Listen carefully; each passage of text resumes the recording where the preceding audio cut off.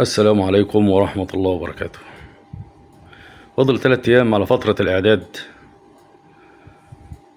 للنادي الأهلي، تجمع الفريق عشان يعملوا فترة إعداد. ولسه النهاردة الأهلي ما تعاقدش مع صرصار ما تعاقدناش معاه، وعاملين نلف حوالين نفسنا ونقول لك هيكلة وسكاوتنج والكلام ده. بس أنا قبل ما أتكلم عن النادي الأهلي عاوز أقول كلمة وجعلي قلبي خانقاني. احنا كأهلاوية احنا مالنا ومال الزمالك ياخد ارض ولا ما ياخدش ارض؟ الزمالك من الاول والاخر نادي مصري، وما ياخد ارض في الدولة المصرية احسن من غيره، احسن من غيره. العيال على اليوتيوب اللي هم اليوتيوبر محسوبين على النادي الاهلي عاملين يهيجوا الجمهور والزمالك والدولة. بس انت طب ما تطلع تقول مين اللي بيساعد؟ لو انت ذكر اطلع مين قول اللي بيساعد، يطلع مين يقول اللي بيساعد. وحد يقدر يعمل حاجه في البلد دي غير لما يكون الرئيس السيسي هو اللي بيقول له اعمل؟ اطلع قول السيسي بيعمل كذا، لكن ما تقعدش تهيج الدنيا على اليوتيوب تاخد بالك وماسك العصايه من النص وانت حته جدي خلقه ربنا ولا ليك فيها ولا بتاع. انت خايف على انك تطلع في قناه تطلع تفسي فسيتين وتاخد لك اخر البرنامج بتتأبج وتمشي وخلاص، وانتوا عالم ما بتفهمش حاجه في الكوره. انا اعرفك مين اللي بيفهم في الكوره ومش مين اللي بيفهم في الكوره. انا العبد لله، انا بفهم في الكوره احسن من الكابتن الخطيب واحسن من سيد عبد الحفيظ 100 مليون مره. وهقول لك المفروض الاهلي يعمل ايه. انا بس كنت الكلمه دي انا طلعت اقولها عشان انت مالك ومال الزمالك؟ احنا مالنا ومال الزمالك؟ ما انت عندك 5 6 فروع، عملت بيهم ايه يا بتاع الفروع؟ عملت بيهم ايه؟ نقطة أول سطر، مش هتكلم تاني في الموضوع ده. البلد هي اللي شايفة تودي الأرض بتاعتها فين، إحنا ملناش فيه. والزمالك نادي مصري، مصر، وحط تحت كلمة مصر دي مليون خط. هتكلم بقى على البواب بتوعنا إحنا النادي الأهلي. محمد بنجورة بن جديدة مش عارف إيه رايح تتعاقد مع ايمن الشريع. ايمن الشريع بيفرض شروطه عليك، يا توافق يا تاخد بعضك وتتكل على الله. انت عمال تفاصل وانت بتشتري معزه. الراجل وافق على 30 مليون ولا 35 مليون، واللعيب لو حطيته في كفه وعمرو الجزار في كفه ب 60 مليون، ما انت ما تروح تجيب له ابو 60 مليون.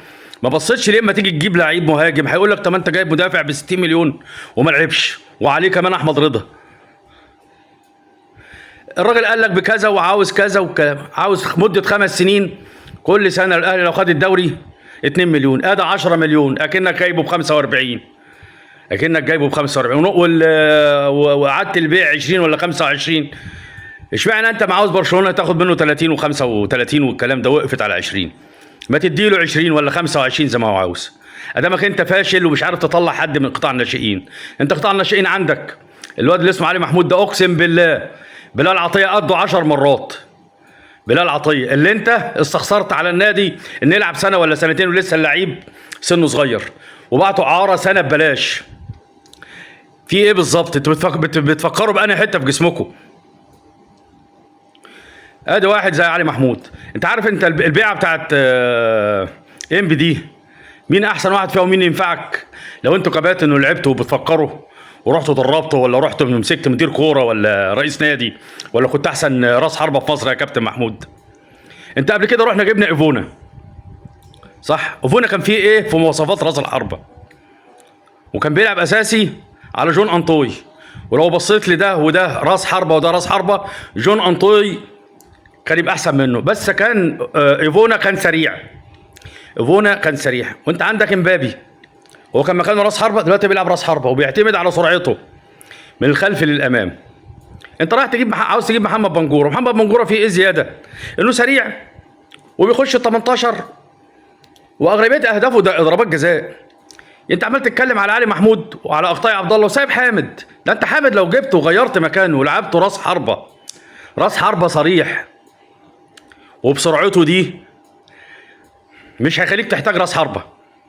ده لو انت بتفكر لمصلحه النادي، بس انت دماغك ما تجيبش ان محمد عبد الله يلعب راس حربه. عندك امبابي ده كان بيلعب طرف شمال بقى راس حربه. ايفونا كان بيعتمد على سرعته، ما كانش يعرف يلعب بالدماغ. ايفونا هي كانت سرعته يروح بسرعته ويشوطها في البعيده، او ده كان ايفونا. وكنا هنبيض على ايفونا وجبنا ايفونا وكان اغلى من جون انطوي 100 مره. ما تجيبوا يا اخي فتره الاعداد دي واحد زي عموته ده يوظفه راس حرب بسرعته، وبيرقص واحد على واحد ولا اتنين على واحد بيرقصهم وبيروح بيهم زي ما هو عاوز.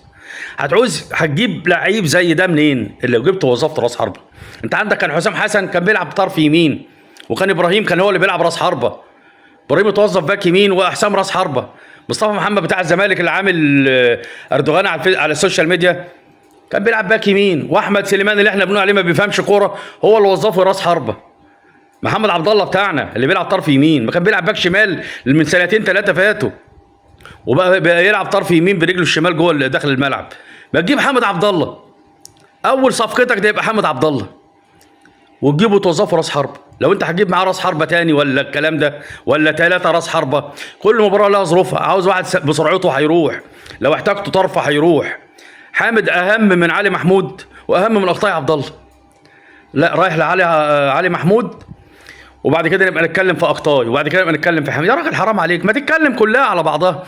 وبعدين اللعيب لو حسبته بينه وبين الجزار اللعيب يجيب 100 مليون، ما تدفع ادامك انت مش عارف تطلع من تحت.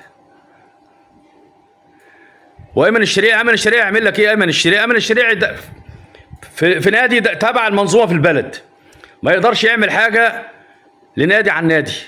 هو المره اللي فاتت الماده الواد مصطفى شلبي للزمالك، اما انت يا عم الخطيب انت وكولر ورحتوا موقفين اللي قال لك لا ده انا عندي احسن منه، ومصطفى شلبي كان احسن من اي حد عندك.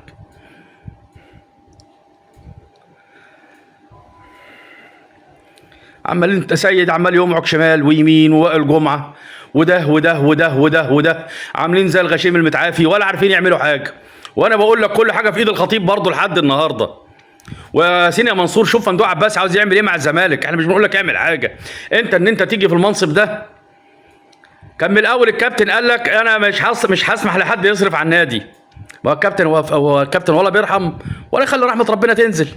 كان قادر يخلي النادي بتاعنا زي الهلال السعودي بالصفقات اللي فيه اما تركي الشيخ كان موجود. لا برضه بقى يخنق على تركي، يقعد معاه وبعد كده يقلب القعده، يقعد معاه ويتفقوا على كل حاجه وبعد كده يخاف مش عارف من ايه. اللي قد المكان يقعد فيه، مش قده يسيبه يتكل على الله. يسيبه يتكل. انت عندك ممدوح عباس بيقول لك هدفع 38 مليون دولار عشان هبني الاستاد، واحنا لحد النهارده عملنا ايه في الاستاد؟ ولا عارف تجيب لعيب في الدفاع. طب هات لعيبه مصريه اداك مش عارف تجيب اجانب. مين هيحاسبك على عمرو الجزار؟ مين هيحاسبك على مصطفى العش؟ انت قاعد زد سنتين يقول لك اختار بين زيكو والبنوبي والاثنين ما يقولوش حاجه عن بعض. قعدت تقمعك شمال ويمين لحد ما بيراميدز راح واخد مين؟ واخد مصطفى زيكو. وسنتين برضو معاهم مصطفى العش ولا محمد اسماعيل، رحت واخد مصطفى العش. انت عامل زي دبشه بتنشن على انت راجل في النشان بتاعك ما بيخيبش. عايز ترجع اكرم توفيق ايه؟ هو السيد عاوز يرجع كل الناس اللي كانت بتتعامل معاها ويهزروا مع بعض عشان يبقوا في ظهره؟ اكرم توفيق والواد اللي اسمه حمزه علاء ده ما يخرجش بره النادي، لو خرج بره النادي تتحاكموا. لو مصطفى شوبير اللي جاله عقد واتكل على الله يوفقه، يبقى عندك حمزه علاء الاساسي، مش هنتعك على بعض، او ياخد مع الشناوي والاحسن هو اللي يكمل. راح تجيب لي محمد علاء. انت عندك الواد اللي كان بيلعب مع المنتخب بتاع